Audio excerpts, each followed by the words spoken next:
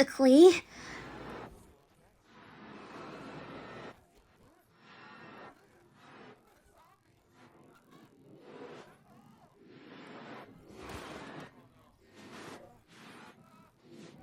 Nick, I had to!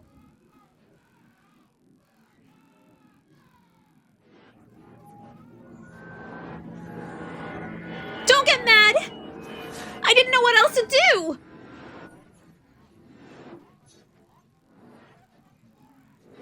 I performed a magical ritual on your head.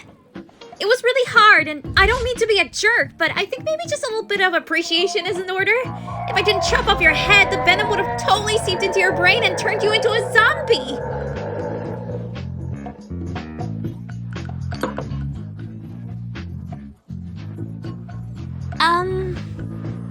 Well,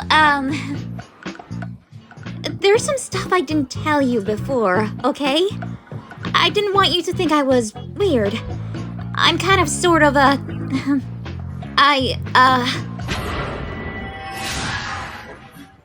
don't know how to say it exactly.